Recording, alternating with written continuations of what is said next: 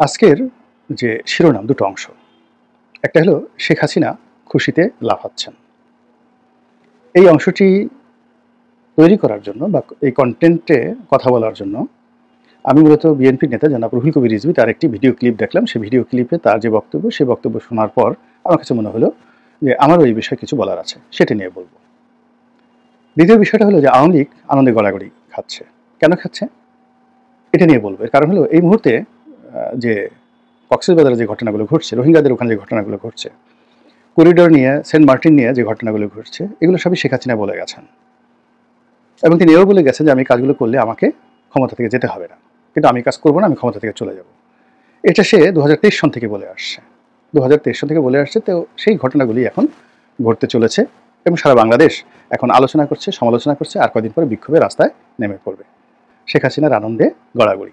তো এই ব্যাপারে রুহুল কবির রিজভী সাহেব মূলত একটা বক্তব্য দিয়েছেন, শর্ট ক্লিপ। উনি আরও অনেক কথা বলেছেন, তার মধ্যে সংক্ষেপে যে কথা বলার চেষ্টা করেছেন সেখানে তিনি বর্তমান ছাত্র এবং সমন্বয়ক তাদেরকে সমালোচনা করেছেন যে এদের বিরুদ্ধে যে দুর্নীতির অভিযোগ এসেছে, এরা যেভাবে সচিবালয়ে যাচ্ছে, যেভাবে ডিসি নিয়োগ থেকে শুরু করে বদলি, বাণিজ্য, তদবির, টেন্ডার বাণিজ্য থেকে শুরু করে নানা রকম ঘুষ, দুর্নীতি, অনিয়ম, দখলবাজি এবং আমাদের এই ব্যবসায়ীদের, দুর্নীতিবাজ ব্যবসায়ীদের হাতিয়ার রূপে তারা ইতিমধ্যে যে সকল অপকর্ম করেছে এবং যে সকল ছবি আসছে এবং তারা যেভাবে ধড়িবাজ ব্যবসায়ীদের খপ্পরে পড়ে গেছেন, এই বিষয়গুলো নিয়ে রুহুল কবির রিজভী সাহেব সমালোচনা করছিলেন যে এরকম যদি হয় তাহলে বিপ্লব হলো কেন। আর এই যে ছাত্ররা যে কাজকর্মগুলো করছে এর সাথে পাল্লা দিয়ে তো অন্যরাও করবে। এর কারণ হলো মন্দ কাজ এটা জ্যামিতিক হারে বাড়তে থাকে।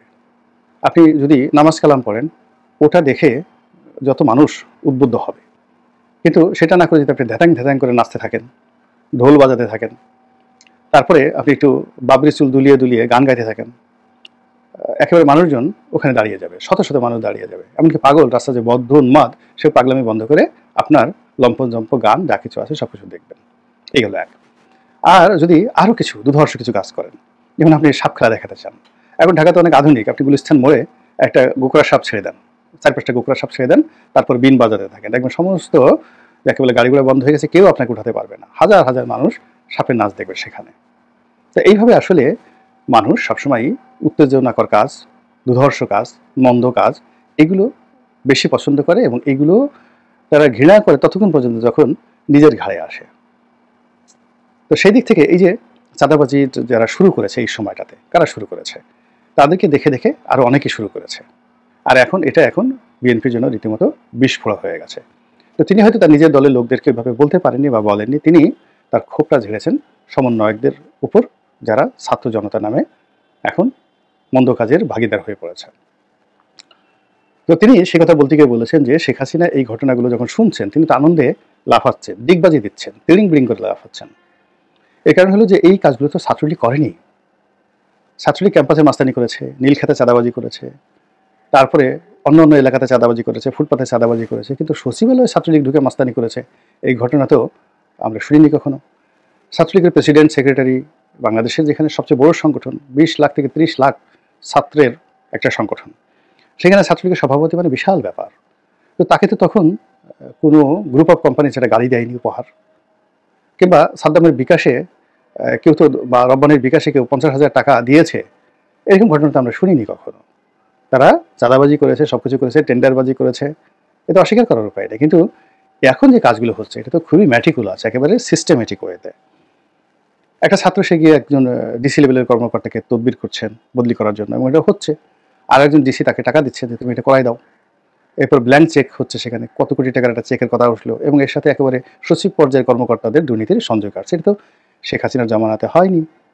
এটাই রুহুল কবির রিজভী সাহেব বলার চেষ্টা করেছেন। এবং এখন আমি তার সঙ্গে যদি আরও কিছু যোগ করি, যে শেখ হাসিনার খুশির অনেকগুলো কারণ আছে। যে তিনি যে কাজগুলো করেছেন এই সময়টাতে, যেমন দেখেন আদানির সাথে বিদ্যুৎ চুক্তি হয়েছে, আমরা সবাই গালাগাল করেছি। এখন এই সরকার বলতে বাধ্য হচ্ছে যে না, ওটা সঠিক আছে, আমরা রিজার্ভ পুরো খেয়ে ফেলেছে, শেখ হাসিনা রিজার্ভ দিয়ে দেশ চলবে না, খুব খারাপ। এখন এই সরকারের লোকজন বলছে ইকোনমি যত খারাপ মনে করা হচ্ছিল তত খারাপ না, ইকোনমি ভালো আছে, রিজার্ভ ভালো আছে, সব কিছুই ঠিকঠাক আছে, ঠিকঠাক রেখে গেছে। তাহলে বলেন তো শেখ হাসিনা একটু যদি রবীন্দ্রসঙ্গীত গায়, আমারও পরানো যে হাঁচায়, আপনি তাকে বকা দিতে পারবেন? বলেন। সে যে তু সিজ বড়িয়ে হয় মাস্ত মাস্ত, এই যে কথাগুলো, সে গানগুলো গাচ্ছে মনের আনন্দে, কেন গান গাচ্ছে? বিকজ এই সময়টিতে এসে এখনো পর্যন্ত পদ্মা সেতুতে যে দুর্নীতি হয়েছে, মেট্রো রেলের দুর্নীতি হয়েছে, আপনি পদ্মা সেতুতে যাচ্ছেন, মেট্রো রেলে দুর্নীতি হচ্ছে, তারপরে রূপপুর পারমাণবিক কেন্দ্র থেকে মানে 1,10,000 কোটি টাকার প্রকল্প থেকে শেখ হাসিনা তার পরিবার 70,000 কোটি টাকা চুরি করে নিয়ে গেছে। এই কথা তো আমরা বলেছি, কিন্তু কই? এগুলো প্রমাণ লাগবে না? এগুলো বিশ্বাস করতে হবে না? কিন্তু এগুলো তো আমরা এখন প্রমাণ দিতে পারছি না। বরং উল্টো পদ্মা সেতু দিয়ে যাচ্ছি, মেট্রো রেল চলছে, এক্সপ্রেসওয়েতে যখন প্রতিদিন লাখ লাখ মানুষ যাচ্ছে, গাড়ি যাচ্ছে। আপনি দেখেন তো কুড়িল বিশ্ব রোড থেকে শুরু করে এসে যখন আপনি মগবাজার এসে এক্সপ্রেসওয়েতে নামেন গাড়িতে করে, আল্লাহর রাস্তে বলেন তো, খোদার কসম করে বলেন, আপনি কি তখন ডক্টর ইউনূসের কথা মনে করেন, বেগম খালেদা জিয়ার কথা মনে করেন, তারেক জিয়ার কথা মনে করেন, না শেখ হাসিনার কথা মনে করেন? একবার একটু চিন্তা করেন তো।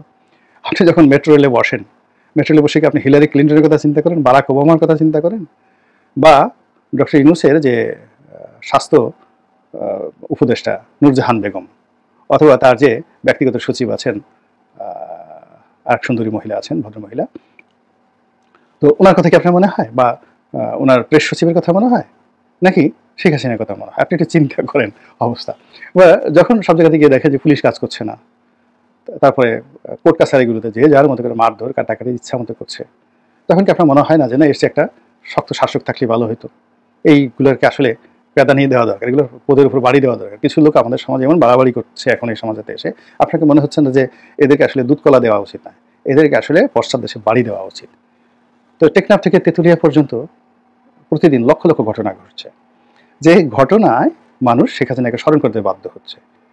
একেবারে দেখা গেল গ্রামের একেবারে সাধারণ একটা ছেলে এসে যে জুলুম অত্যাচার করতেছে, দোকান বন্ধ করে দিচ্ছে, আগুন ধরাই দিচ্ছে, শিক্ষককে পদত্যাগ করাচ্ছে, কলেজ স্কুল কলেজের লেখাপড়া সব শেষ, ড্যাম, সবকিছু মানে কি সে কিভাবে চলছে, পুরো রাস্তা দখল করে যেখানে সেখানে ব্লক হচ্ছে, যেখানে সেখানে অবরোধ হচ্ছে, মানে ব্যাটারি রিক্সা চালক তাদের ভয়ে মানে কি বলবো, মানে থরথর করে পুলিশের বড় বড় কর্তারা কাঁপছে, গার্মেন্টসের কর্মীরা রাস্তায় নেমে তারা পুলিশ আর্মির একজন ব্রিগেডিয়ারের গাড়ি পুড়িয়ে দিচ্ছে।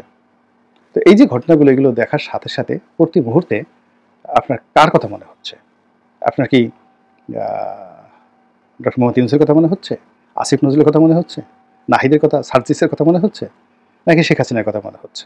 আর এটা আপনার এই যে মনের যে কথাগুলো, এটা যদি শেখ হাসিনা টের পেয়ে যায় যে তাকে কেউ স্মরণ করছে, সে কি খুশিতে একটু লাখ পাবে না?